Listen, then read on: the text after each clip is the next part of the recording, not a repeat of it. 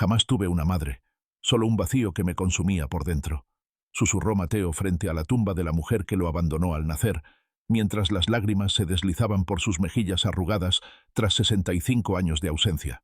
El viento frío de noviembre azotaba el pequeño cementerio a las afueras de Ciudad de México. Mateo Hernández, un hombre de 65 años, permanecía inmóvil frente a la lápida recién colocada. Sus manos temblorosas sostenían un ramo de claveles blancos, las flores favoritas de una mujer que nunca llegó a conocer. Su rostro, marcado por el tiempo y el dolor, reflejaba una mezcla de rabia y tristeza que había cargado durante toda su vida. Elena Fuentes, 1937-2023, rezaba la simple inscripción. Debajo, una frase genérica sobre el descanso eterno que Mateo había permitido grabar, más por convención que por sentimiento. ¿Cómo sentir algo genuino por alguien que te abandonó el mismo día en que naciste? ¿Cómo llorar la pérdida de quien nunca estuvo presente? La noticia de la muerte de su madre biológica le había llegado 3 días antes, a través de una llamada telefónica de un abogado desconocido. Señor Hernández, lamento informarle que Elena Fuentes ha fallecido. Como único heredero, su presencia es requerida para la lectura del testamento.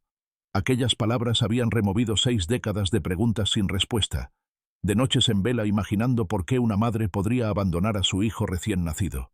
Mateo dejó caer los claveles sobre la tierra recién removida y dio media vuelta. Su figura encorvada se alejó lentamente por el sendero de grava. No había lágrimas de despedida, solo un peso familiar que lo había acompañado toda la vida. 65 años tarde, murmuró para sí mismo mientras subía a su viejo Volkswagen. El apartamento de Mateo en Coyoacán era un reflejo de su vida, ordenado, solitario, lleno de libros y recuerdos. Fotografías en blanco y negro adornaban las paredes. En ellas, un hombre de rostro amable sostenía a un niño pequeño, don Francisco, el hombre que lo había criado como su hijo, a pesar de no compartir su sangre. Mateo se sirvió un vaso de mezcal y se sentó en su sillón favorito. Los recuerdos fluyeron como siempre lo hacían en las noches solitarias. Su infancia en aquel pequeño pueblo de Oaxaca, donde todos sabían que era el niño sin madre. Don Francisco, maestro de escuela, viudo y sin hijos, lo había encontrado en la puerta de la iglesia un amanecer de mayo de 1958, envuelto en una manta con solo una nota. Se llama Mateo. No puedo cuidarlo. Don Francisco nunca ocultó a Mateo la verdad sobre su origen, pero siempre intentó llenar ese vacío con amor y educación. No sé quién te dejó aquí, mijito, pero quien lo hizo te dio la vida, y por eso le debemos respeto. Le decía cuando, siendo niño, Mateo preguntaba por su madre con lágrimas en los ojos. A pesar del amor incondicional de don Francisco, Mateo creció con un hueco en el alma. Cada celebración del Día de las Madres en la escuela era un recordatorio cruel de su abandono. Mientras los otros niños preparaban tarjetas y regalos, él permanecía en un rincón, dibujando para don Francisco, intentando convencerse de que no necesitaba una madre. Con el tiempo, ese vacío se transformó en resentimiento. Durante su adolescencia, Mateo se volvió rebelde, distante. ¿Por qué me abandonó? ¿Qué hice mal?, preguntaba a don Francisco en sus momentos de rabia. El anciano maestro solo podía abrazarlo y repetir: «No hiciste nada malo, hijo.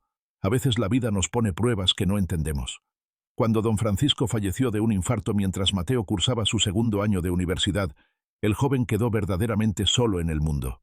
En el funeral, mientras veía descender el ataúd de su padre adoptivo, juró que nunca buscaría a la mujer que lo había abandonado. «Mi única familia yace aquí», se dijo con amargura. Los años pasaron. Mateo se graduó como ingeniero, construyó una carrera respetable en la capital, tuvo relaciones que nunca llegaron al matrimonio. «Tengo miedo al abandono», confesó una vez a Teresa, la mujer que más cerca estuvo de convertirse en su esposa. «No puedo formar una familia cuando no sé qué es realmente una familia».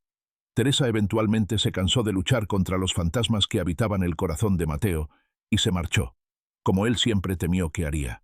El sonido del teléfono interrumpió sus recuerdos. Era el abogado nuevamente. «Señor Hernández, la lectura del testamento será mañana a las 10. La dirección es Avenida Reforma número 243. Por favor, sea puntual». Mateo colgó sin responder. ¿Qué podría haberle dejado una mujer que no se preocupó por él en 65 años? ¿Acaso creía que una herencia material podría compensar toda una vida de ausencia? Antes de continuar con este relato que toca las fibras más profundas del abandono y la reconciliación, Verifica si estás suscrito a nuestro canal. Aquí, cada historia es un espejo de la vida que nos invita a reflexionar sobre nuestras propias experiencias. La mañana siguiente amaneció gris y lluviosa. Mateo se vistió con un traje negro, el mismo que había usado para el funeral de don Francisco 20 años atrás. Mientras conducía hacia la dirección indicada, 1000 pensamientos cruzaban su mente. Parte de él quería dar media vuelta, olvidar que esa mujer llamada Elena Fuentes había existido alguna vez. Otra parte, la del niño que una vez dibujó el rostro imaginado de su madre, necesitaba respuestas. El despacho del abogado Ramírez era elegante y sobrio. Al entrar, Mateo notó inmediatamente que estaba solo. Había esperado encontrar a otros familiares, quizás hermanos que nunca supo que tenía. Señor Hernández, gracias por venir. El abogado, un hombre de unos 50 años, indicó una silla frente a su escritorio. Como le mencioné por teléfono, usted es el único heredero de la señora Fuentes. No entiendo, respondió Mateo con voz tensa. ¿Por qué ahora? ¿Por qué después de 65 años de silencio? El abogado Ramírez abrió una carpeta y extrajo un sobre amarillento. La señora Fuentes dejó esto para usted, junto con su testamento. Creo que responderá muchas de sus preguntas. Con manos temblorosas, Mateo tomó el sobre. Dentro había una carta escrita a mano y una fotografía en blanco y negro de una joven hermosa de unos 18 años, con un bebé en brazos. Al reverso de la foto, una simple inscripción. Mateo, un día antes de despedirnos, 1958. La carta comenzaba así. Mi querido hijo Mateo, si estás leyendo esto, significa que ya no estoy en este mundo y que finalmente el abogado Ramírez ha podido localizarte. Durante 65 años he intentado encontrar el valor para buscarte, para explicarte por qué tuve que dejarte aquella madrugada en la puerta de la iglesia. Cada día de mi vida he cargado con el peso de esa decisión, un peso que ni siquiera ahora, al final de mi camino, ha disminuido. No busco tu perdón, pues sé que no lo merezco. Solo quiero que conozcas la verdad. Mateo tuvo que detenerse. Las lágrimas nublaban su vista. Respiró profundamente antes de continuar leyendo. La carta relataba una historia dolorosa. Elena Fuentes tenía apenas 17 años cuando quedó embarazada. Su novio, hijo de una familia adinerada de la capital, la abandonó al enterarse. Los padres de Elena, católicos devotos y conservadores, la echaron de casa por la vergüenza que había traído a la familia. Sola y desesperada, Elena dio a luz en un hospital público y cuidó de su bebé durante 3 semanas en una pequeña habitación alquilada. Te amaba más que a nada en el mundo, escribía Elena, pero no tenía trabajo, ni dinero, ni apoyo de nadie. Una noche, cuando ya no quedaba ni leche para alimentarte, tomé la decisión más dolorosa de mi vida. Investigué sobre el maestro Francisco Hernández, un hombre respetado y bondadoso que vivía cerca de la iglesia. Sabía que él te daría el hogar y el amor que yo no podía ofrecerte. Elena continuaba explicando cómo, tras dejar a Mateo, había viajado al norte del país donde una tía lejana le dio refugio. Allí trabajó como costurera, ahorrando cada peso con la esperanza de algún día poder recuperar a su hijo. Pero cuando finalmente reunió suficiente dinero y regresó a Oaxaca 3 años después, descubrió que don Francisco se había mudado con el niño. Te busqué, Mateo. Durante años te busqué. Contraté investigadores privados cuando pude permitírmelo, pero siempre llegaba tarde. Cuando finalmente descubrí a dónde vivías, ya te habías mudado nuevamente. Con el tiempo, me convencí de que quizás era mejor así. ¿Qué derecho tenía yo de aparecer en tu vida y perturbarla ahora? ¿Estabilidad que don Francisco te había dado? La carta terminaba con una confesión que hizo que el corazón de Mateo se detuviera por un instante. Hace 15 años te vi. Estabas en una cafetería en Coyoacán. Te reconocí inmediatamente. Tienes mis ojos y la sonrisa de tu padre. Quise acercarme, pero el miedo me paralizó. ¿Qué te diría? ¿Cómo explicarte 65 años de ausencia? Me quedé observándote desde lejos, memorizando cada detalle de tu rostro. Fue el día más feliz y más triste de mi vida. Todo lo que poseo ahora es tuyo. No es mucho, pero es el fruto de una vida de trabajo honesto. La casa en Cuernavaca, mis ahorros, algunas joyas familiares. Pero lo más valioso que puedo dejarte son las respuestas que siempre buscaste, aunque lleguen demasiado tarde. Con amor eterno, la madre que nunca dejó de amarte. Mateo dobló la carta lentamente. Un silencio pesado llenó la oficina mientras intentaba procesar todo lo que acababa de leer. El abogado Ramírez, respetando su dolor, esperó pacientemente antes de hablar. Señor Hernández, la señora Fuentes dejó una casa en Cuernavaca, una cuenta bancaria con ahorros considerables y algunas pertenencias personales. Todo está a su nombre. También dejó pagados sus gastos funerarios y la lápida. Ella sabía que probablemente usted no querría encargarse de eso. Mateo asintió, incapaz de hablar. ¿Cómo podía procesar 65 años de abandono, búsqueda y arrepentimiento en unos minutos? ¿Cómo podía reconciliar la imagen de la madre monstruosa que había construido en su mente con esta mujer vulnerable y arrepentida? Hay algo más, continuó el abogado. La señora Fuentes llevaba un diario desde el día que usted nació. Son varios cuadernos. Los guardaba en una caja junto con recortes de periódicos donde aparecía su nombre, cuando publicaban algo sobre sus proyectos de ingeniería. Ella lo seguía a distancia. Esa tarde, Mateo condujo hasta Cuernavaca con la dirección que le había proporcionado el abogado. La casa de Elena era pequeña pero acogedora, ubicada en un barrio tranquilo con vista a las montañas. Al entrar, lo primero que notó fueron las fotografías. Docenas de ellas enmarcadas en las paredes. Fotografías de él en diferentes etapas de su vida, tomadas a distancia, sin que él lo supiera. Mateo en su graduación universitaria. Mateo recibiendo un premio por un proyecto de ingeniería. Mateo caminando por el parque Chapultepec. Ella había estado ahí, observándolo desde lejos, durante toda su vida. En el dormitorio principal, sobre la mesita de noche, encontró la caja que mencionó el abogado. Contenía 7 cuadernos, ordenados cronológicamente. Con manos temblorosas, Mateo abrió el primero. 15 de mayo de 1948. Hoy dejé a mi hijo en la puerta de la iglesia. Parte de mi alma se quedó con él. No sé si algún día podré perdonarme. Las páginas estaban manchadas con lo que parecían ser lágrimas, secas. Mateo pasó la noche leyendo los diarios, descubriendo la vida de la mujer que lo trajo al mundo. Su lucha por sobrevivir, sus intentos por encontrarlo, la culpa que la consumió durante décadas. En el último diario, con fecha de apenas un mes antes, Elena escribía: «El médico dice que no me queda mucho tiempo. El cáncer está muy avanzado. Mi único arrepentimiento es no haber tenido el valor de acercarme a Mateo, de pedirle perdón cara a cara. ¿Me odiará cuando sepa la verdad? Probablemente. Y tiene todo el derecho. Solo espero que algún día pueda entender que lo abandoné precisamente porque lo amaba demasiado para condenarlo a una vida de miseria a mi lado». Mateo cerró el diario y miró por la ventana. La noche había caído sobre Cuernavaca. En el silencio de esa casa desconocida y familiar a la vez, sintió que algo se quebraba dentro de él. No era perdón, aún no. Era algo más complejo, la comprensión de que la vida rara vez es blanca o negra, de que incluso los actos más dolorosos pueden nacer del amor. Pasó los siguientes días explorando la casa, conociendo a la mujer que nunca tuvo la oportunidad de llamar madre. Descubrió que Elena había sido una costurera talentosa, reconocida en la comunidad, que había ayudado a muchas madres solteras a lo largo de los años, que nunca se había casado, ni tenido más hijos.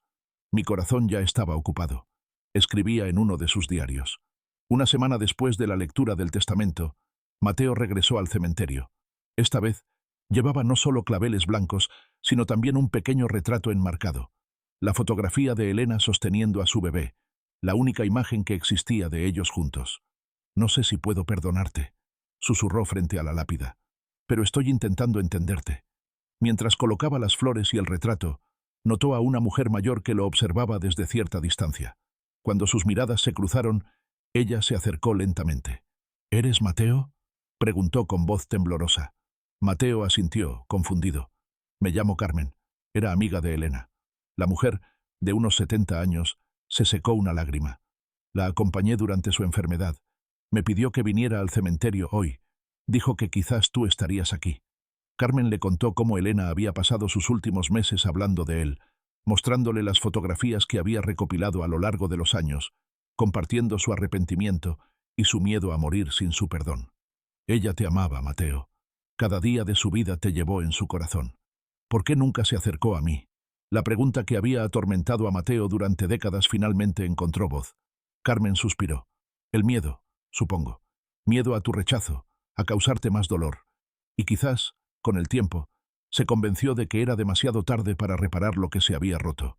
¿Alguna vez has sentido que el tiempo te arrebató la oportunidad de sanar una herida profunda? ¿Has cargado con preguntas sin respuesta durante años, solo para descubrir la verdad cuando ya era demasiado tarde? Comparte tu experiencia en los comentarios». Mateo invitó a Carmen a tomar un café. Durante horas, la mujer le contó anécdotas sobre Elena, su generosidad con los necesitados, su pasión por la costura, cómo había establecido una pequeña fundación para ayudar a madres solteras en situación vulnerable. Después de dejarte, juró que haría todo lo posible para que ninguna otra madre tuviera que tomar la misma decisión, explicó Carmen.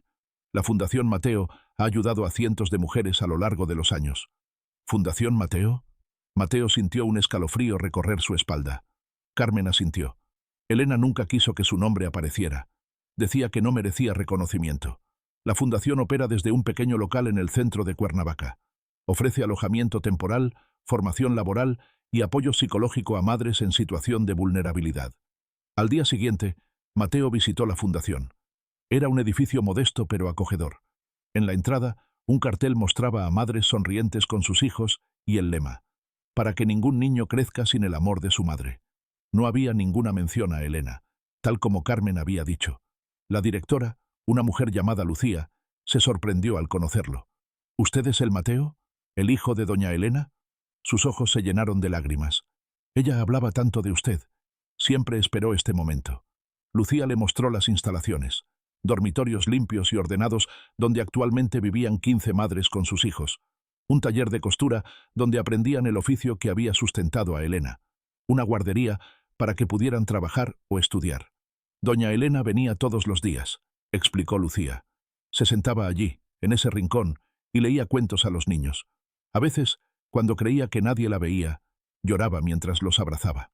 Mateo pasó la tarde en la fundación, conociendo a las mujeres que recibían ayuda, escuchando sus historias. Muchas habían estado a punto de abandonar a sus hijos por desesperación, igual que Elena 65 años atrás. La fundación les había ofrecido una alternativa, una esperanza. Doña Elena siempre decía que cada niño merece crecer con su madre, y cada madre merece la oportunidad de criar a su hijo, comentó una joven mientras amamantaba a su bebé. Sin ella, yo habría tenido que dar a mi pequeño en adopción.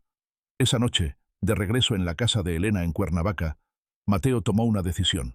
No podía cambiar el pasado, no podía recuperar la relación madre-hijo que nunca tuvo, pero podía honrar el legado de la mujer que, a su manera, había intentado reparar su error ayudando a otros.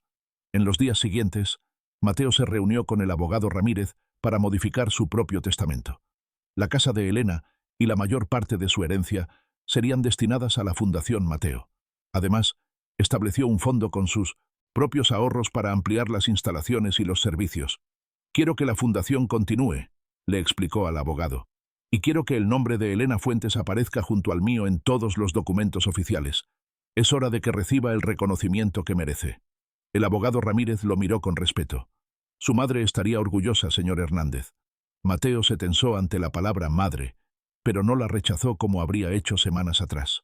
Ella no tuvo la oportunidad de ser mi madre, respondió en voz baja, pero fue la madre de cientos de niños que, gracias a su ayuda, no tuvieron que crecer sin el amor maternal como yo lo hice. Durante los meses siguientes, Mateo dividió su tiempo entre su apartamento en Ciudad de México y la casa en Cuernavaca.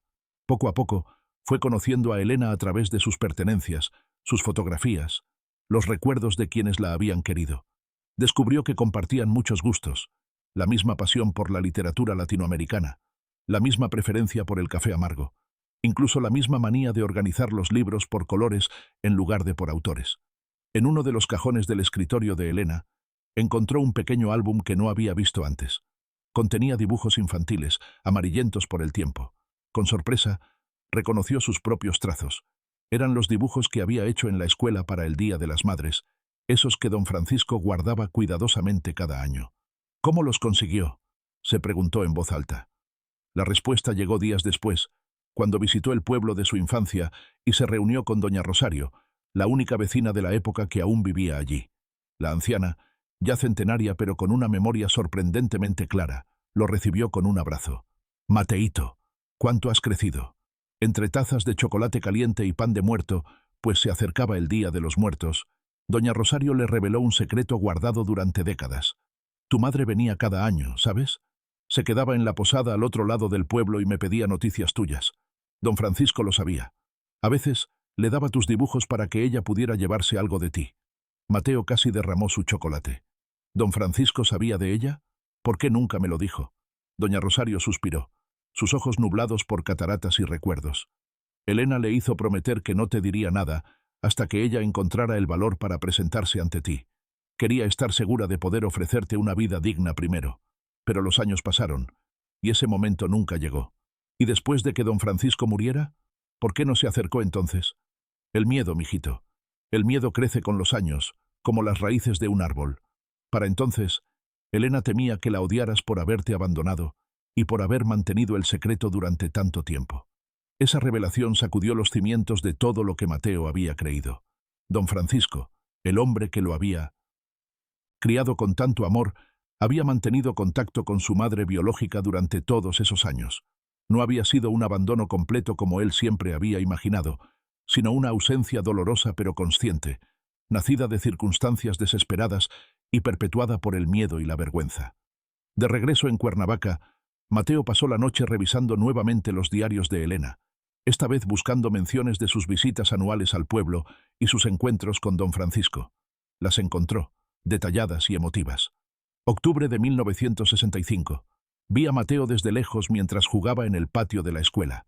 Está tan grande, tan fuerte. Francisco dice que es el mejor de su clase, que tiene una mente brillante para las matemáticas. Me dio un dibujo que Mateo hizo para el Día de las Madres. Lo guardaré como mi tesoro más preciado. Noviembre de 1970. Francisco me contó que Mateo pregunta cada vez más por mí. Quiere saber por qué lo abandoné, si hizo algo malo para que yo no lo quisiera.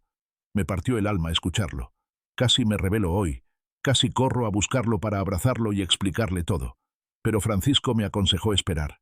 Es un momento delicado, dijo. Está entrando en la adolescencia, está enojado con el mundo. Dame tiempo para prepararlo. Diciembre de 1978. Francisco ha muerto. Mi único vínculo con Mateo se ha ido. Asistí al funeral desde lejos, oculta entre la multitud. Vi a mi hijo, ahora un hombre, destrozado por el dolor. Quise acercarme, consolarlo, decirle que no estaba solo. Pero, ¿con qué derecho? Soy una extraña para él, una extraña que lo abandonó cuando más me necesitaba. Mateo lloró esa noche como no había llorado desde la muerte de don Francisco. Lloró por la madre que nunca conoció, por el padre adoptivo que guardó un secreto tan pesado, por el niño que fue y que creció creyéndose no querido cuando, en realidad, había sido profundamente amado por ambos. A la mañana siguiente, tomó una decisión. Condujo hasta el cementerio donde descansaban tanto Elena como don Francisco. Sus tumbas estaban en secciones diferentes, separadas en la muerte como lo habían estado en vida, a pesar del vínculo secreto que compartieron. Mateo gestionó el traslado de los restos de Elena para que descansara junto a don Francisco.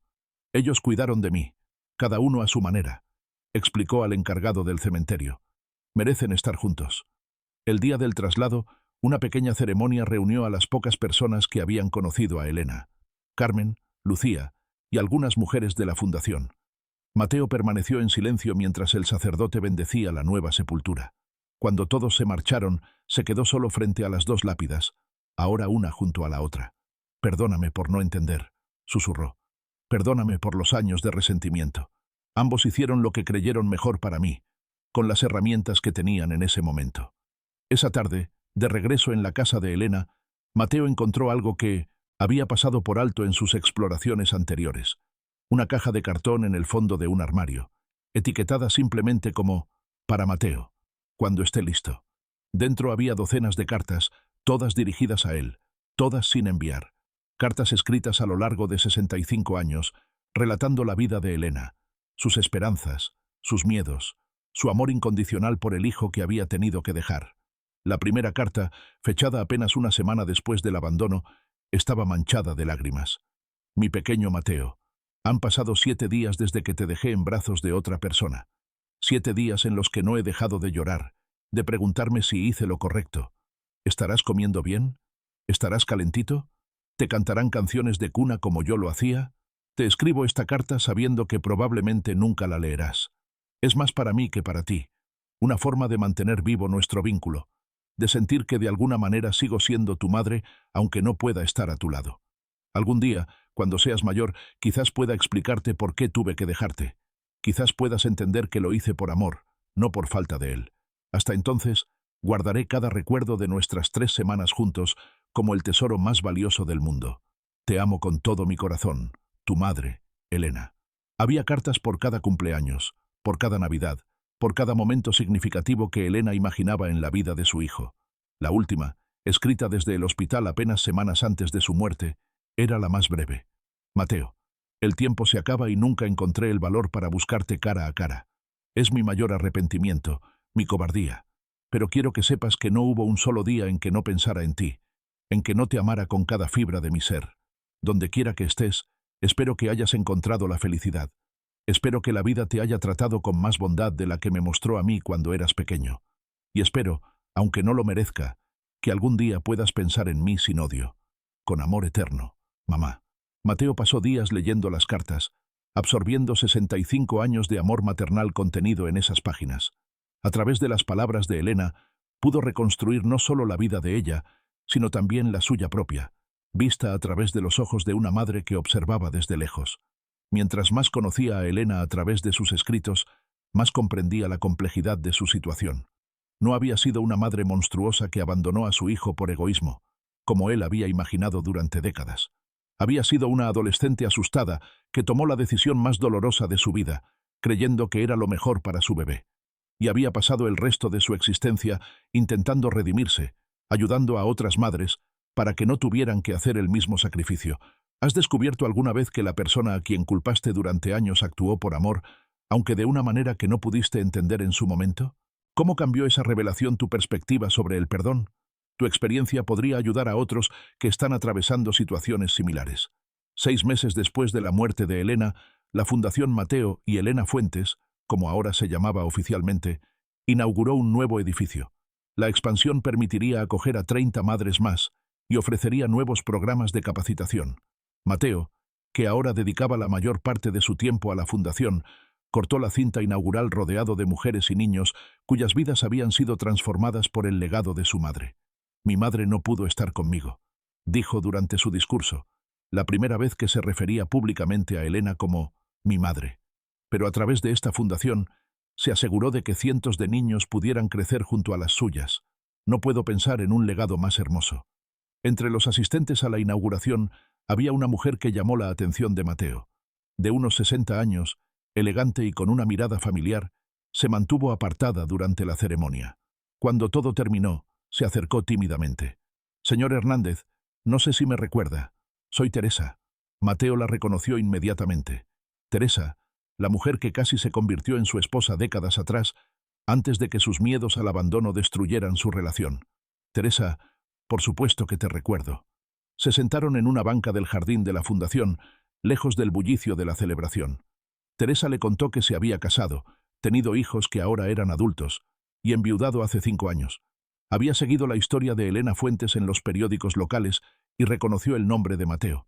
«Siempre me pregunté qué habría sido de ti», confesó. «Si habrías encontrado respuestas a las preguntas que te atormentaban». «Las encontré», respondió Mateo con una sonrisa triste. «Demasiado tarde para conocer realmente a mi madre, pero no demasiado tarde para entenderla». Teresa tomó su mano con la familiaridad de quien conoce profundamente a alguien, a pesar de los años de separación. «Nunca es demasiado tarde para sanar, Mateo».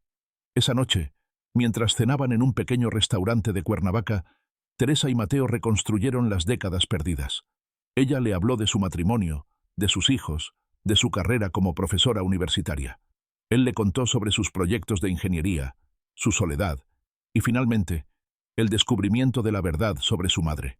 «¿Sabes qué es lo más irónico?», reflexionó Mateo mientras compartían un postre. «Pasé mi vida temiendo el abandono, alejando a las personas que me importaban, como tú, por miedo a que me dejaran. Y todo ese tiempo, mi madre nunca me abandonó realmente. Estaba ahí, observándome desde lejos, amándome a distancia». Teresa sonrió con comprensión. A veces el amor toma formas que no podemos entender en el momento. Requiere tiempo y distancia para ver el panorama completo. En las semanas siguientes, Teresa y Mateo comenzaron a reconstruir su relación. No era el fuego apasionado de la juventud, sino algo más profundo, más maduro. El reencuentro de dos almas que habían vivido, sufrido y aprendido, y que ahora se reconocían mutuamente con mayor claridad. Teresa se mudó a Ciudad de México para estar cerca de sus hijos y nietos, pero visitaba Cuernavaca los fines de semana. Juntos, continuaron explorando la vida de Elena a través de sus pertenencias y recuerdos. Teresa, con su perspectiva externa y su corazón compasivo, Ayudó a Mateo a procesar su dolor y a transformarlo en algo constructivo. Tu madre dedicó su vida a asegurarse de que otras madres no tuvieran que separarse de sus hijos, le dijo un día mientras revisaban fotografías de la fundación. ¿No es esa la forma más profunda de pedirte perdón? Un año después de la muerte de Elena, Mateo tomó otra decisión importante. Con la ayuda de Teresa, organizó una ceremonia especial en la fundación.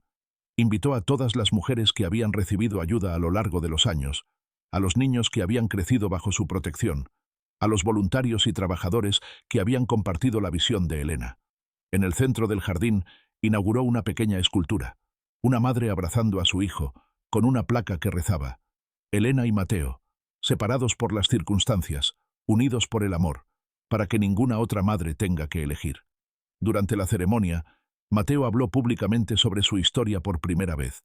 Contó cómo había crecido odiando a la madre que creía lo había abandonado por egoísmo, cómo había descubierto, demasiado tarde para una reconciliación en vida, que esa misma madre había dedicado su existencia a evitar que otras familias sufrieran la misma separación. Mi madre no pudo criarme, concluyó con voz emocionada, pero a través de su trabajo se aseguró de que yo fuera su último hijo perdido. Cada niño que creció con su madre gracias a esta fundación es parte de su legado, de nuestro legado compartido. Esa noche, Mateo le propuso matrimonio a Teresa. No fue una propuesta romántica tradicional, sino una conversación honesta entre dos personas maduras que habían encontrado una segunda oportunidad. No puedo prometerte la pasión de la juventud, le dijo, mientras compartían una botella de vino en la terraza de la casa de Elena. Pero puedo ofrecerte un corazón que finalmente ha aprendido a perdonar, a confiar, a amar sin miedo al abandono. Teresa, con lágrimas en los ojos, aceptó. A nuestra edad, sabemos que el amor verdadero no se trata de fuegos artificiales, sino de caminar juntos, de sostenerse mutuamente en los momentos difíciles. Se casaron en una ceremonia íntima en el jardín de la fundación, rodeados de sus hijos, nietos y las familias Fuentes, como llamaban cariñosamente a las madres y niños que habían recibido ayuda. Mateo llevaba en el bolsillo la última carta de Elena, como un talismán, un recordatorio de que nunca es tarde para sanar las heridas del pasado. Durante su discurso de bodas, Mateo compartió una reflexión que resumía su largo viaje emocional. Durante 65 años, viví con la convicción de que había sido abandonado, no querido, olvidado. Construí murallas alrededor de mi corazón para protegerme de un dolor que creía inevitable. Hoy, entiendo que el amor puede tomar formas que no comprendemos inmediatamente. Mi madre me amó lo suficiente para dejarme ir cuando no podía ofrecerme lo que merecía. Don Francisco me amó lo suficiente para respetarla y mantener vivo su recuerdo.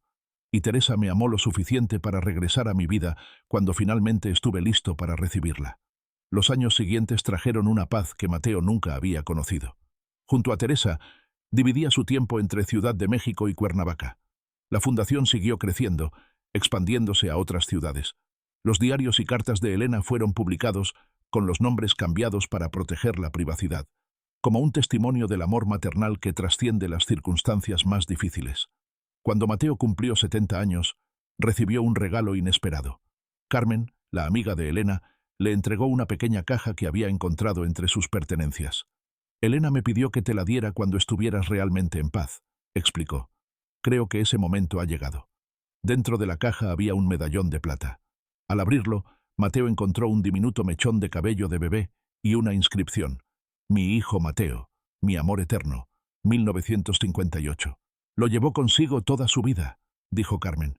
Era su posesión más preciada. Esa noche, Mateo y Teresa visitaron las tumbas de Elena y don Francisco. Mientras colocaba flores frescas, Mateo sintió una extraña sensación de plenitud. El círculo se había cerrado. La historia que comenzó con un abandono doloroso había evolucionado hacia una comprensión profunda del amor en todas sus formas complejas e imperfectas. Gracias, susurró a las lápidas. Gracias por amarme, cada uno a su manera. Teresa, a su lado, apretó su mano. Ellos estarían orgullosos del hombre en que te has convertido. Me tomó toda una vida entender, respondió Mateo, que el abandono que definió mi existencia no fue un acto de rechazo, sino el sacrificio más doloroso que una madre puede hacer por amor a su hijo. Mientras se alejaban del cementerio bajo el cielo estrellado de Cuernavaca, Mateo llevaba el medallón de Elena cerca de su corazón. Ya no era el niño abandonado, ni el hombre amargado que había sido durante décadas. Era finalmente el hijo de Elena y Francisco, un hombre que había aprendido que el perdón no borra el pasado, pero ilumina el camino hacia el futuro. En su oficina en la fundación, Mateo mantenía un pequeño altar con las fotografías de Elena, don Francisco, y la única imagen que existía de él como bebé en brazos de su madre. Junto a ellas, una frase bordada por Elena años atrás. El amor verdadero a veces significa dejar ir. Cada mañana, antes de comenzar su trabajo, Mateo se detenía frente a esas fotografías, no para lamentarse por lo que pudo ser, sino para honrar el complicado pero profundo amor que había dado forma a su vida. A los 75 años, una década después de descubrir la verdad sobre su madre, Mateo publicó un libro titulado El hijo de Elena. No era una acusación ni un lamento, sino una exploración compasiva de las circunstancias que llevan a una madre a tomar la decisión más dolorosa imaginable, y de cómo el amor puede manifestarse en los actos que, superficialmente, parecen su negación. El libro se convirtió en un fenómeno en México y Latinoamérica. Miles de personas, madres que habían tenido que separarse de sus hijos, hijos que habían crecido sin conocer a sus padres biológicos, encontraron en sus páginas un espejo de sus propias experiencias, una invitación al perdón y la comprensión. Mateo recibió cientos de cartas de lectores que compartían sus propias historias de separación, búsqueda y, en algunos casos afortunados, reencuentro. Con la ayuda de Teresa, respondió a cada una, ofreciendo palabras de aliento y, cuando era posible, recursos a través de la fundación. «Tu madre estaría tan orgullosa», le dijo Teresa una noche mientras revisaban juntos las cartas de los lectores. «Has convertido su dolor y el tuyo en un faro para otros». Mateo sonrió, acariciando el medallón que ahora llevaba siempre consigo. «Creo que finalmente entiendo por qué nunca pudo acercarse a mí», reflexionó. «Algunas heridas son tan profundas que tememos que al tocarlas solo causemos más dolor. Pero al final, es precisamente ese miedo el que perpetúa el sufrimiento». En su 80º cumpleaños, la Fundación Mateo y Elena Fuentes organizó una celebración especial. Asistieron representantes de las 5 sedes que ahora operaban en diferentes estados de México, junto con docenas de familias que habían recibido apoyo a lo largo de los años. Una joven madre se acercó a Mateo con su pequeño hijo en brazos. «Gracias», dijo con lágrimas en los ojos. «Yo estaba a punto de abandonar a mi bebé cuando encontré la fundación. Ustedes no solo nos dieron un techo y comida, me devolvieron la esperanza, me mostraron que podía ser una buena madre a pesar de las circunstancias». Mateo acarició la mejilla del niño, que le sonrió sin timidez. «¿Cómo se llama?» «Mateo», respondió la madre. «En honor a usted y a todo lo que ha hecho por nosotros». Esa noche, de regreso en casa, Mateo se sentó en el porche contemplando las estrellas. Teresa se había retirado temprano, cansada por las emociones del día. Él sacó el medallón de Elena y lo sostuvo bajo la luz de la luna. «Lo logramos, mamá», susurró. «Tu sacrificio no fue en vano». En ese momento de quietud, Mateo sintió una paz profunda que había buscado durante toda su vida. El círculo estaba completo. La herida que había definido su existencia finalmente había sanado, transformándose en una fuente de compasión y fortaleza para otros. 2 años más tarde, Mateo enfermó. A los 82 años, su corazón comenzaba a fallar. Los médicos le dieron meses, quizás un año con el tratamiento adecuado. Teresa, siempre a su lado, lo ayudó a poner sus asuntos en orden. «No tengo miedo», le dijo Mateo mientras contemplaban juntos el atardecer desde su habitación en la casa de Cuernavaca. «He vivido una vida completa. He amado, he perdonado, he sido perdonado». Teresa besó su frente. «Has cerrado el círculo, mi amor. Has transformado el abandono en reunión, el dolor en sanación». Durante sus últimos meses, Mateo dedicó sus energías restantes a asegurar el futuro de la fundación. Estableció un fideicomiso con sus ahorros y la herencia de Elena, garantizando que la obra continuaría por generaciones. Nombró a Lucía, quien había estado con la fundación desde el principio, como directora ejecutiva permanente. «La fundación debe seguir siendo un refugio», le dijo durante su última reunión oficial. «Un lugar donde ninguna madre tenga que elegir entre criar a su hijo o darle una vida mejor lejos de ella». A medida que su salud se deterioraba, Mateo recibía visitas constantes.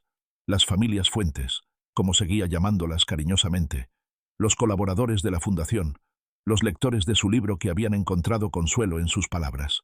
Cada visita reafirmaba que su vida, nacida del abandono, había florecido en conexión y propósito.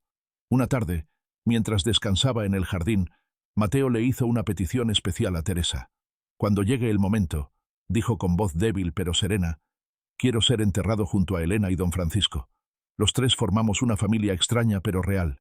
Quiero que estemos juntos al final. Teresa, conteniendo las lágrimas, asintió. Así será, mi amor. En sus últimos días, Mateo pidió que trasladaran su cama al porche, para poder contemplar el jardín y las montañas de Cuernavaca. Teresa leía para él pasajes de los diarios de Elena y cartas de lectores que seguían llegando. Una mañana de primavera, mientras los pájaros cantaban y el sol comenzaba a calentar el día, Mateo tomó la mano de Teresa. «¿Sabes?», dijo con una sonrisa tranquila, «durante la mayor parte de mi vida, pensé que mi historia comenzaba con un abandono. Ahora entiendo que comenzó con un acto de amor desesperado. Mi madre me dio la vida 2 veces, al nacer y al dejarme ir». Teresa besó su mano. «Y tú has honrado ambos regalos, viviendo una vida plena y ayudando a otros a hacer lo mismo». Mateo asintió, su mirada perdiéndose en el horizonte. Me pregunto si ella lo sabía, si de alguna manera podía ver el impacto que tendría su decisión, no solo en mi vida, sino en la de tantos otros. Creo que lo sabía, respondió Teresa suavemente. Por eso, nunca perdió la esperanza de que algún día entenderías. Esa noche, rodeado por Teresa, los hijos y nietos de ella que había llegado a querer como propios, y Lucía representando a la fundación, Mateo Hernández cerró los ojos por última vez. En su mano sostenía el medallón de Elena, el único objeto que había conectado físicamente a madre e hijo durante 65 años de separación. El funeral fue sencillo, pero concurrido. Cientos de personas, madres y niños que habían recibido ayuda de la fundación, colegas, amigos, lectores de su libro, se reunieron para despedir al hombre cuya vida había comenzado con un abandono y terminado con un legado de amor y sanación. Siguiendo sus deseos, Mateo fue enterrado junto a Elena y don Francisco. Sobre la lápida compartida, una inscripción sencilla: unidos en el amor, más allá de las circunstancias. Durante la ceremonia, Teresa compartió las últimas palabras que Mateo había escrito, encontradas en su mesita de noche. Mi vida comenzó con una separación que definió mi existencia. Durante décadas, cargué el peso del abandono como una herida que nunca sanaría. Hoy, al final del camino, entiendo que incluso las separaciones más dolorosas pueden contener semillas de amor. Mi madre me dejó ir porque me amaba demasiado para condenarme a una vida de carencias. Don Francisco me acogió por ese mismo amor desinteresado. Y a través de la fundación, ese acto de separación se transformó en un puente que ha unido a cientos de madres con sus hijos. No hay abandono definitivo cuando el amor persiste, aunque sea a distancia, aunque sea en silencio. Somos todos parte de un círculo más grande que nuestros dolores individuales, un círculo que solo podemos ver completo cuando nos atrevemos a perdonar, a entender, a amar más allá de nuestras heridas. A todos los que se sienten abandonados, busquen más profundo. A veces, lo que parece rechazo es el acto de amor más doloroso y valiente que alguien puede hacer por ustedes. Tras la ceremonia, Teresa anunció la creación del programa Círculo Completo, una nueva iniciativa de la Fundación dedicada a reunir a madres e hijos separados por circunstancias económicas o sociales, ofreciéndoles apoyo psicológico, legal y material para reconstruir sus vínculos. Este es el verdadero legado de Mateo y Elena, explicó. No solo prevenir separaciones, sino sanar las que ya han ocurrido. En los años siguientes, el programa Círculo Completo ayudó a cientos de familias a reunirse, a procesar sus historias de separación, a construir nuevos comienzos basados en la comprensión y el perdón mutuo. La historia de Mateo y Elena se convirtió en un símbolo de esperanza para quienes vivían con el dolor del abandono o la culpa de haber tenido que separarse de un ser querido. Su libro fue traducido a varios idiomas y adaptado como material educativo para trabajadores sociales y terapeutas familiares. Teresa, quien sobrevivió a Mateo por 5 años, continuó compartiendo su historia, recordando a todos que incluso las heridas más profundas pueden transformarse en fuentes de sanación para otros cuando nos atrevemos a mirarlas con compasión. En el 10º aniversario de la muerte de Mateo, la Fundación organizó un evento especial. Cientos de familias fuentes se reunieron en el jardín de la sede original en Cuernavaca.